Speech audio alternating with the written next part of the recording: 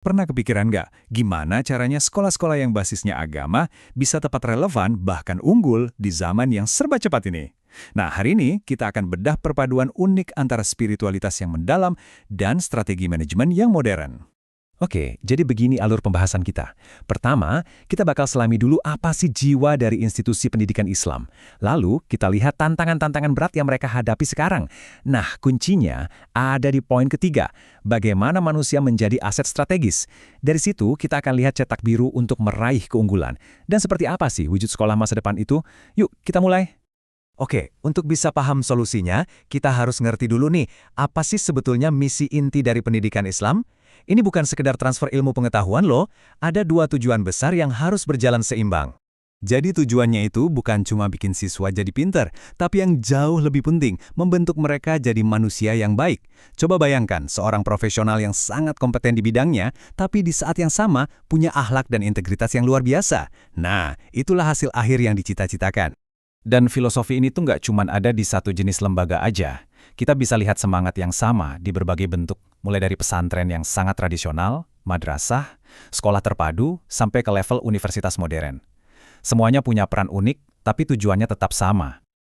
Tapi sekuat apapun fondasinya, model tradisional ini lagi diuji habis-habisan oleh zaman. Sekarang, mari kita lihat apa aja sih tekanan-tekanan besar yang mereka hadapi di era modern ini. Tantangan pertama, dan ini yang paling kelihatan ya, teknologi. Guru yang mungkin sudah puluhan tahun nyaman mengajar pakai papan tulis, sekarang tiba-tiba dipaksa buat melek digital. Ini bukan cuma soal bisa pakai laptop, tapi mengintegrasikan teknologi ke dalam cara mengajar. Wah, ini lompatan besar loh. Terus yang kedua, persaingan. Wah, ini makin ketat. Dulu, mungkin saingannya cuma sekolah di sebelah kompleks. Sekarang, ada sekolah internasional, ada platform belajar online dari seluruh dunia yang bisa diakses dari genggaman tangan. Ini menuntut standar kualitas yang jauh lebih tinggi. Nah, ini dia tantangan dari dalam yang super menarik. Di satu sisi, ada budaya kekeluargaan yang kental yang fokus ke hubungan, ke loyalitas, enak sih, terasa hangat. Tapi di sisi lain, tuntutan zaman itu menuntut adanya manajemen profesional yang basisnya performa, sistem yang jelas, dan rekrutmen berdasarkan siapa yang paling jago, bukan siapa yang paling kenal. Menyeimbangkan dua dunia ini, itu tantangan besarnya.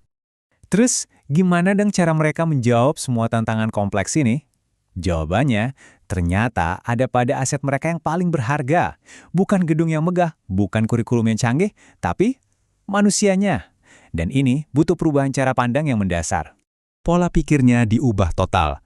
Para guru dan staf itu bukan lagi sekedar pegawai yang menjalankan tugas. Mereka adalah modal utama, aset paling strategis. Mereka lah yang jadi otak dan jantung dari institusi itu. Kualitas, inovasi, dan kesuksesan semuanya bergantung pada mereka. Jadi kalau dikelola dengan benar, peran mereka itu jauh lebih besar dari sekedar mengajar di kelas. Mereka adalah penggerak kualitas pendidikan. Merekalah yang membentuk budaya dan nilai-nilai di sekolah itu. Mereka juga jadi agen perubahan yang membawa inovasi. Dan yang terpenting, mereka adalah penjaga identitas, teladan hidup dari nilai-nilai yang diajarkan.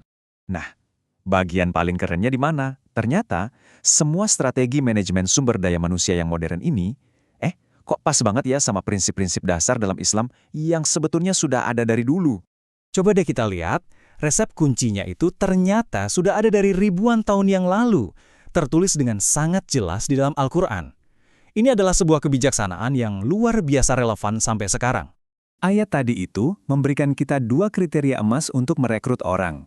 Yang pertama, Al-Qawi, orang yang kuat. Maksudnya, dia kompeten, profesional, punya skill dan keahlian yang mumpuni. Tapi itu aja nggak cukup. Harus dilengkapi dengan yang kedua, Al-Amin, orang yang terpercaya, punya integritas, karakter yang kuat, dan bisa memegang amanah. Kombinasi yang sempurna kan? Nah, prinsip kuat dan terpercaya tadi nggak cuma jadi pajangan ya, tapi benar-benar diwujudkan jadi sebuah sistem yang hidup. Mulai dari perencanaan yang strategis, proses rekrutmen yang mencari dua kriteria tadi, pengembangan skill yang terus-menerus, penilaian kinerja yang adil, sampai ke sistem penghargaan yang memotivasi. Ini adalah sebuah siklus yang berkelanjutan untuk menjaga kualitas. Oke, jadi kalau semua ini dijalankan dengan baik, hasilnya seperti apa sih? Bagaimana wujud sebuah institusi pendidikan yang berhasil mengawinkan strategi modern dengan spirit spiritualnya? Hasil akhirnya adalah kita menciptakan sosok pendidik yang komplit. Seorang profesional sejati. Dia sangat kompeten secara akademik, tapi di saat yang sama, integritas dan karakternya nggak diragukan lagi.